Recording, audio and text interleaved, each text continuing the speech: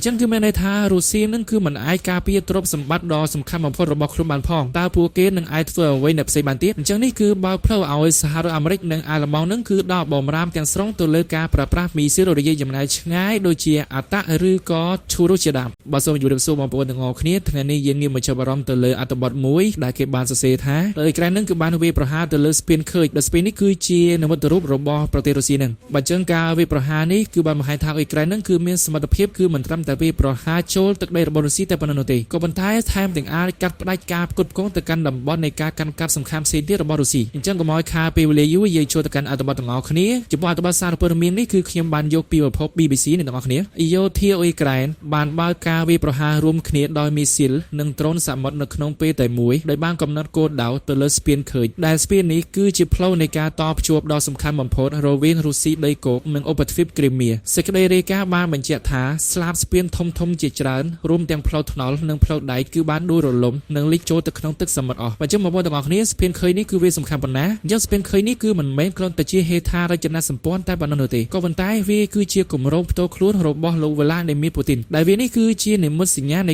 ៃការបញ្ចូលឧបទ្វីបគ្រីមៀដោយខុសច្បាប់ទៅនឹងប្រទេសរុស្ស៊ីបើចឹងស្ពានខើចនេះគឺសំខាន់ណាស់បងប្អូនទាំងអស់គ្នាវាគឺជាស្ពានមួយដែលអាចតភ្ជាប់ពីតំបន់គ្រីមៀនឹងទៅរុស្ស៊ីដីគោកអញ្ចឹងការដួលរលំនៃស្ពាននេះគឺជានិមិត្តរូបមួយនៃភាពអាម៉ាស់ជាប្រវត្តិសាស្ត្រចុងក្រោយរបស់រុស្ស៊ីនឹងឯងអញ្ចឹងនេះគឺជាការប្រកាសរបស់អ៊ុយក្រែនថាការកាន់កាប់របស់រុស្ស៊ីទៅលើគ្រីមៀគឺមិនស្ថិតស្ថេរទេហើយវានឹងត្រូវបានកាត់ផ្តាច់គ្រប់ពេលវេលាទាំងអស់អញ្ចឹងនេះគឺជាការគំរាមកំហែងពីសំណាក់កងទ័ពរបស់អ៊ុយក្រែនណាបងប្អូនទាំងគ្នាបន្តទៀតយោងតាមក្រសួងការពារជាតិអ៊ុយក្រែនការវាយប្រហារនេះគឺត្រូវបានសម្រេចដោយប្រើប្រាស់មីស៊ីលរយៈចម្ងាយឆ្ងាយដែលផលិតនៅក្នុងស្រុកនិងមានភាពជាក់លាក់ខ្ពស់បំផុតនៅពេលដែលវាចំសសរទ្រូងដ៏សំខាន់ហើយបន្តដោយដ្រូនសមុទ្រ Makura V5 ដែលវាបំផ្ទុះនៅគល់ស្ពាននិងងាយរងគ្រោះបំផុតអញ្ចឹងនេះគឺជាបច្ចេកវិទ្យាដ៏ប៉ិនប្រសប់មួយរបស់កងទ័ពអ៊ុយក្រែនអញ្ចឹងការវាយប្រហារដ៏ជោគជ័យនេះគឺបង្ហាញអំពីការវិវត្តដ៏ធំនៃបច្ចេកវិទ្យារបស់អ៊ុយក្រែននឹងអ៊ុយក្រែនគឺបានចំណាយប្រាក់រាប់ពាន់លានដុល្លារគឺដើម្បីការពារស្ពាននេះដោយប្រព័ន្ធការពារដែនអាកាសនិងកងនាវាអញ្ចឹងការប្រើបច្ចេកវិទ្យាចម្រុះដែលមានដូចជាមីស៊ីលវីចំពីលើបូកជាមួយនឹងដ្រូនវាពីក្រោមរបស់កងទ័ពអ៊ុយក្រែននឹងគឺធ្វើឲ្យរុស្ស៊ីពិបាកនៅក្នុងការទប់ទល់មែនទែនពីព្រោះថាពួកគេគឺមិនអាចទប់ទល់ទៅនឹងការគំរាមកំហែងទាំងនេះនៅក្នុងពេលតែមួយបានទេអញ្ចឹងការវាយប្រហារដោយដ្រូនច្រើនប្រភេទនៅក្នុងពេលតែមួយបែបនេះគឺកងទ័ពរុស្ស៊ីនឹងគឺពិបាកនៅក្នុងការទប់ទល់ខ្លាំងមែនទែនសូម្បីតែមានប្រព័ន្ធការពារដែនអាកាស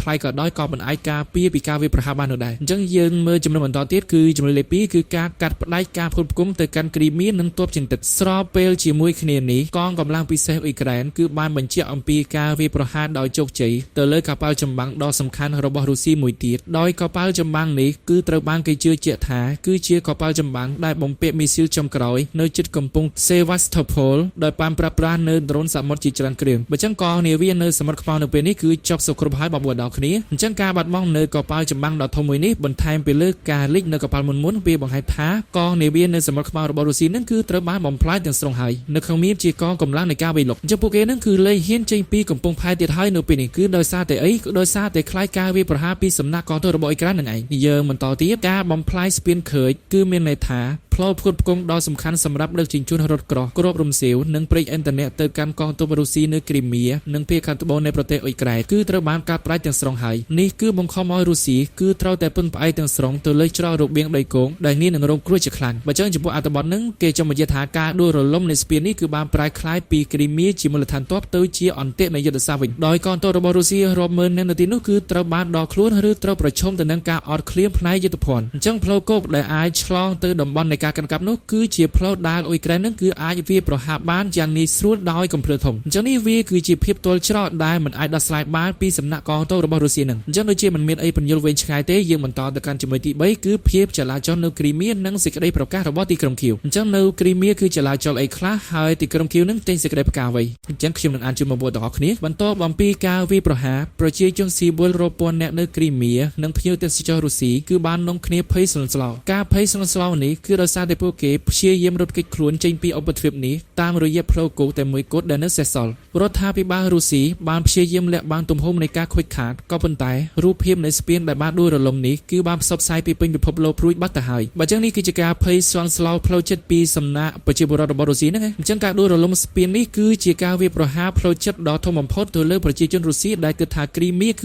ជាដែនដីខ្លួនជាអចិន្ត្រៃយ៍អញ្ចឹងរូបភាពនៃការភ័យស្លន់ស្លោនេះគឺបានបំបីនីតិកថារបស់លោកពូទីនដែលតែងតែអះអាង ថាសង្គ្រាមគឺកំពុងតែដំណើរការនៅតាមផែនការរបស់គាត់អញ្ចឹងទោះបីជាមានការអះអាងបែបនេះក៏ដោយក៏មានប្រជាពលរដ្ឋខ្លះឬក៏អ្នកគាំទ្ររបស់លោកពូទីនខ្លះហ្នឹងក៏បានចោទសួរថាតើយើងកំពុងតែឈ្នះមែនឬទេអញ្ចឹងឥឡូវនេះគឺអ្នកគាំទ្រក៏ដូចជាមន្ត្រីជំនិតរបស់លោកពូទីនហ្នឹងក៏បានចោទសួរគ្នាទៅវិញទៅមកដោយពួកគេមិនហ៊ានសួរទៅកាន់លោកពូទីននោះទេដោយពួកគេបានសួរថាតើយើងនឹងកំពុងតែឈ្នះនៅលើសមរភូមិមែនឬទេខណៈពេលដែលសង្គ្រាម4ឆ្នាំហើយគឺមិនទាន់អាចធ្វើអ្វីអ៊ុយក្រែនបានក៏ដូចជាខ្លួនឯងនឹងក៏រងនឹងការវាយប្រហារពីអ៊ុយក្រែនផងដែរអញ្ចឹងចំពោះអត្ថបទហ្នឹងគឺគេចង់សង្កត់ធ្ងន់នៅកន្លែងហ្នឹងណាបងប្អូនទាំងអស់គ្នាអញ្ចឹងយើងបន្តទៀតប្រធានាធិបតីអ៊ុយក្រែនបានថ្លែងសន្ទរកថាជាបន្ទាន់ថាយើងបានបំបីនៅមិត្តរូបនៃការកាន់កាប់របស់ខ្មាំងសត្រូវហើយយើងនឹងមិនឈប់រហូតទាល់តែបានទឹកដីគ្រីមៀនិងទឹកដីអ៊ុយក្រែនទាំងអស់ត្រឡប់មកវិញភាពជោគជ័យនេះគឺបានជំរុញឲ្យសម្ព័ន្ធមិត្តលោកខាងលិចពិចារណាផ្ដល់ជំនួយជាអាវុធធ្ងន់ធ្ងរបន្ថែមទៀតទៅដល់ទីក្រុងគៀវបើអញ្ចឹងការដួលរលំនៃស្ពានឃើញនេះគឺបានផ្លាស់ប្ដូរទិសដៅ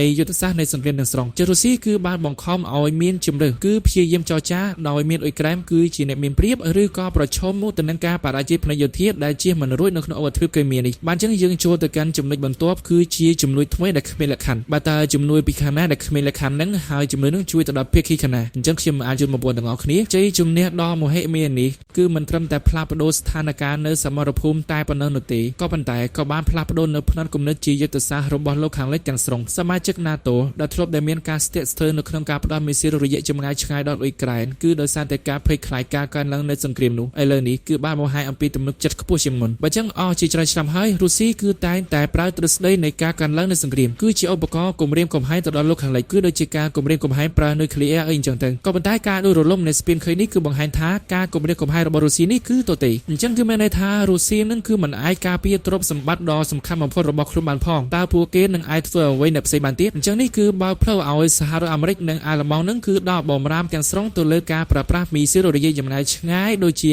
អតឬក៏ឈូរុសជាដើមអញ្ចឹងអត្ថបទនៅកន្លែងហ្នឹងគេចង់បញ្ជាក់អញ្ចឹងណាបងប្អូនទាំងអស់គ្នាអញ្ចឹងយើងចូលទៅកាន់មួយចំណុចទៀតគឺជាការសង្ស័យនៅក្នុងជួរអិសរាជជនការគំរាមកំហែងដល់អំណាចរបស់លោកពូទីនអញ្ចឹងអ្នកណានៅក្នុងជួរអិសរាជជនហ្នឹងកំពុងតែសង្ស័យហើយការគំរាមកំហែងដល់អំណាចរបស់ពូទីនហ្នឹងគំរាមកំហែងដូចម្តេចអញ្ចឹងខ្ញុំអាចជូនបងប្អូនទាំងអស់គ្នាការដួលរលំស្ពានឃើញវាគឺជាចំណុចកំពូលនៃការបរាជ័យជាបន្តបន្ទាប់ភាពបរាជ័យនេះគឺបាននាំឲ្យមានការបែកបាក់ធំនៅក្នុងអិសរាជជននិងមេដឹកនាំនៃកងកម្លាំងសន្តិសុខរបស់រុស្ស៊ីពួកគេលែងចាត់ទុកការបរាជ័យនេះគឺជាកំហុសយោធាទៀតហើយក៏ប៉ុន្តែគឺជាភស្តុតាងច្បាស់លាស់នៃភាពឯកោផ្នែកយុទ្ធសាស្ត្រនិងការវិនិច្ឆ័យខុសរបស់លោកវ្លាឌីមៀពូទីនបើអញ្ចឹងបងប្អូនទាំងអស់គ្នាបងប្អូនដឹងថាតើកម្លាំងស្នូលនៃអំណាចរបស់លោកពូទីននឹងគឺមានអ្វីទេអំណាចស្នូលនៃអំណាចរបស់លោកពូទីននឹងគឺមានមេដឹកនាំសំខាន់ៗដូចជាមេដឹកនាំ KGB FSB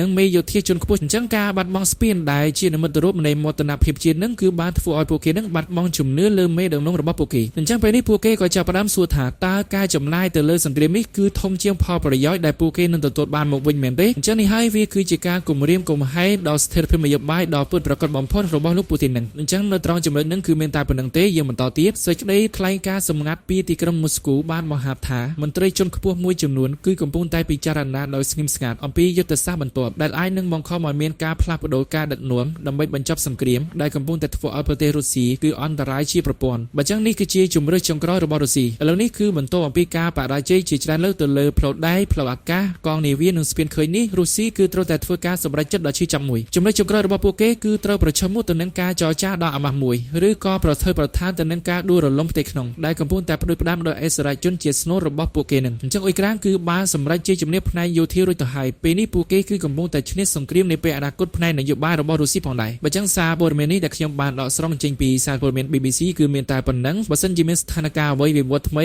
នៅលើសមរភូមិរវាងរុស្ស៊ីនិងអ៊ុយក្រែនខ្ញុំនឹងរាយការណ៍ជូនអ្នកទាំងអស់គ្នាបន្តទៀតសូមអរគុណអ្នកទាំងអស់គ្នាដែលបានតាមដានតាំងពីដើមរហូតដល់ចប់ជាបញ្ចប់បើសិនជាមើលចប់ហើយសូមកុំភ្លេចជួយ like និង subscribe ខ្ញុំម្នាក់មួយផងសូមអរគុណអ្នកទាំងអស់គ្នាយើងនឹងជួបគ្នានៅវីដេអូក្រោយ